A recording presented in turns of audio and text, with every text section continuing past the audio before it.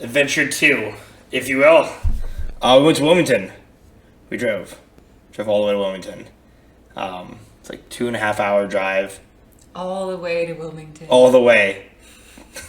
The trick. The long road trip. The truck. We stayed at this place called the Firehouse. It was Firehouse number 2 is the name of it, right? Yeah, fire station. Firehouse number 2. Yeah. It was an old firehouse. House? Are they stations if they have trucks and houses if they have horses? That's true, they do have. So it's station number 2, and they used to have horses. That's a good question. They didn't have trucks back then, I guess. It's old. Like old. Like 1900 what? 1915. 15 old. It's gorgeous. Everything's redone.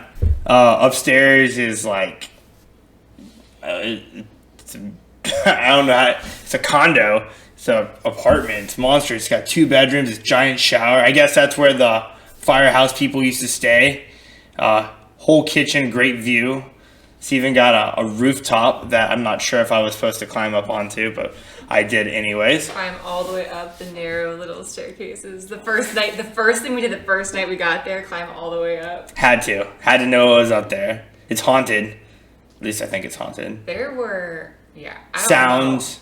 Bumps in the night, spooky, scary noises. Our dog came along with us on this one. And little Miss Sweet Pea would be barking at night and crying at seemingly nothing. And I don't know about all that. Very spooky. The old horses. The horse ghost. Neighing. We went up there because it was our friend Chelsea's birthday. Over the hill. She just turned 30. All downhill. Back starts to hurt. Arthritis. We had a blast. I love you, Chelsea, if you're watching this. Thank you, Andrew, for having us. Drew is one of our good friends. He actually did a podcast with him when I was there. Yeah, that's right. And he put us up for 5 nights. It was more than we were planning to. So we were only going to stay like a couple of nights, but we ended up staying forever. I would have never left if he wouldn't have made me. Just kidding. He didn't make me.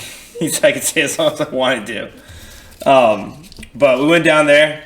Downstairs is like this where they used to keep the horses, so it's humongous, it's wide, and we set up a whole tables and everything, whole big party. The first thing Drew does when he sees me is he shoots me with a Nerf gun.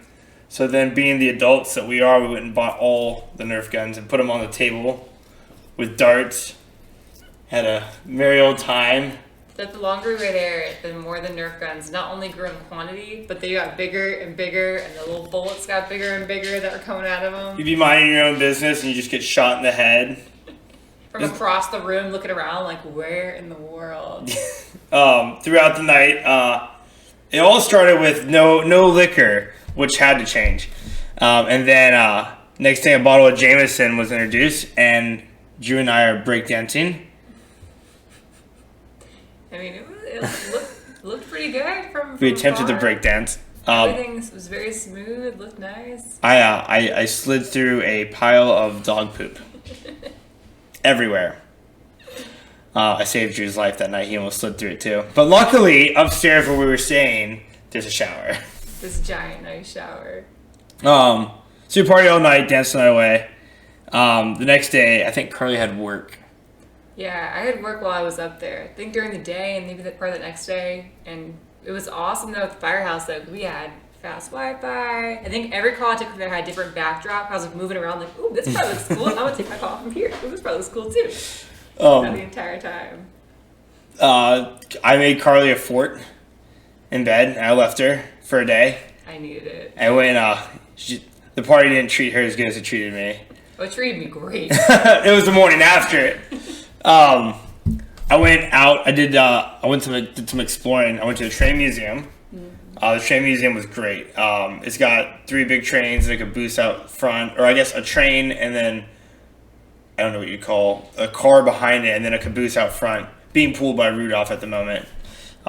Inside, they have models of every kind of train you can imagine. On tracks, you can press buttons on the floor to make them run around. They actually have a small scale of Wilmington with trains that run through it. It's got some of the same buildings, which is funny because later on that day I walked around and I found these same buildings. It's got Wilson. It's got a small thing of Wilson, North Carolina, and they have like I guess Wilson's small, but it has the whole town. They got a train that has a camera on the front, and you can watch on the TV. I mean, trains on trains on trains on trains and trains. Low key made me want to buy a train, like a model train, not a real train, but it looked like a very expensive habit that would grow out of control very fast. Where else did I go? Walked around downtown Wilmington. I did the boardwalk. Oh, why she's working. I missed this whole thing, this whole day. Yeah, she wasn't there at all for any of this. Did the whole boardwalk. The boardwalk was great. The bridge is monstrous. You can see the battleship from the boardwalk. It's all Christmassy. Downtown Wilmington is very historic. They have horses and buggies. And for the most part, everyone seems super cool and chill. I went to the Science Museum, where they have a giant sloth on display. Which I didn't know sloths. Well, I guess I did know they were that big. I just never really comprehended it until I stood next to a skeleton of one towering over me. They have a whole space exhibit there. I guess Wilmington had big basketball stars like Michael Jordan came from there. They got a pair of like Air Force Ones from like the 80s, like the first Jordans. Big movie scene in there. A whole history. God, they had so much stuff in that museum. What else did they have? Oh, they had this French guy. French guy, it sounds like his name. I can't. God, what's his name? He followed soldiers around in the war, and he drew them all on canvases, and they had all of his art on display. Henry J. McWilliams, I believe, was his name. Then past that, made me feel super old. They had an iPhone 10 on display. No, iPhone 1. They're all the same. Once you buy one, they and then I think I kidnapped you for the rest of that day. I think that night when I finally was able to roll out and join that was the day we went to the the indoor mall. That was our last day. Well, that was the day I did the museum. Oh no, I'm mixing up all the days. It was our very last day. That day, I was in my blanket fort, very content and very cozy. And you called and you're like, "Hey, I'm gonna grab some breakfast with Drew and Chelsea. Do you want to come join?" I was like, that's right. I can do no such thing." And he brought back this like amazing mac and cheese. Oh, that's right. I went to Rebellion the day of the trains. It's a revolution. Oh no, God no! I should have probably wrote that down. They have fire mac and cheese. It'll bring you back I'll to tag life them here. from the blanket fort. Super cool little bar. They have like as seen on TV food all over the place. Did we go out that night? I think that's when I rose up from bed finally. The mac and cheese brought her back to life. This is the second mac and cheese of our 2 vlogs that we've made of traveling. A common theme. We went out that night. We went everywhere that night. Yeah. Some random bars.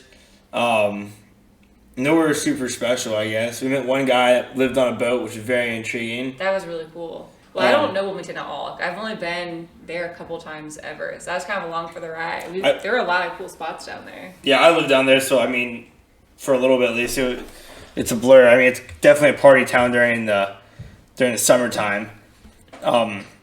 But we ended up meeting up with these random guys and went to jam at their house. I think it was the quickest, 30-minute jam. Never met these guys before. Just started plugging up instruments. Had a good time. They're very talented people. They had a whole set up of drums and guitars. And a piano and a PA. Yeah, it's right. And then the next morning we were hurting from going out again. We think we'd learn. I guess we were on vacation. That's when we ended up staying another day. We were planning to leave that next That's day. Right. We were like, you know what? Maybe we'll just stay a little. We'll stay the last final day. The worst part is the firehouse is tucked back in some trees, and the shades keep the sun from coming in. So you could sleep all day if you really wanted to. What else was going on down there? That was, I guess, the next day after that. We went to the little shops, went around Wilmington. Oh, we did go. So they have this indoor strip mall there, and most of the shops are like, I mean, high price, but because of the rent they have to pay and the spot they are. Wilmington's one of those spots where downtown is still very historic, so you don't see very McDonald's or Walmart. You have to get out of Wilmington to see that, or at least out of downtown Wilmington. But the little strip markets were cool.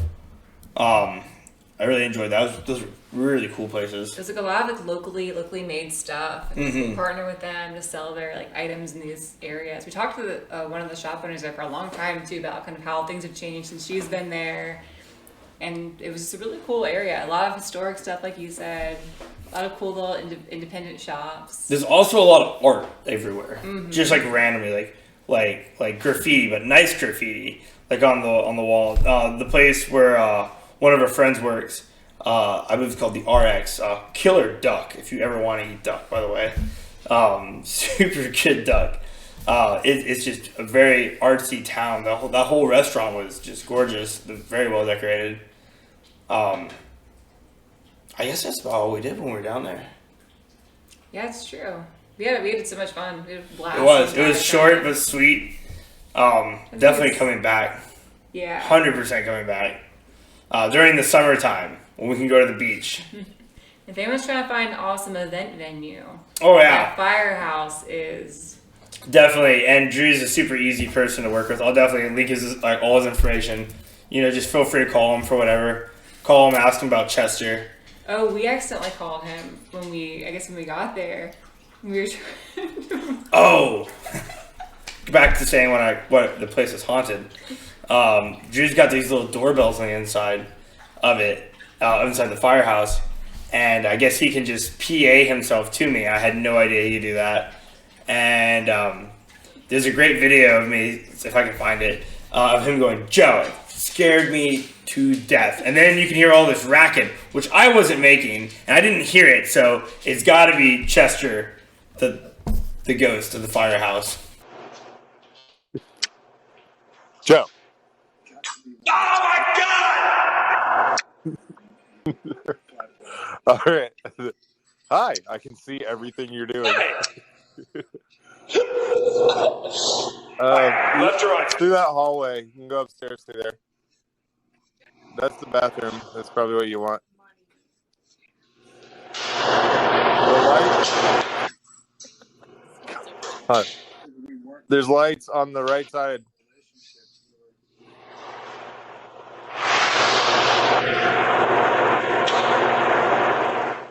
There it goes.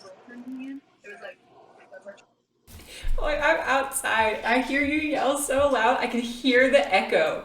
Oh yeah, it reverbs so well in there. I guess the neighbors had called Drew's mom, and there were people in the firehouse, and it was just me. I feel like you don't want to say hi. Come on.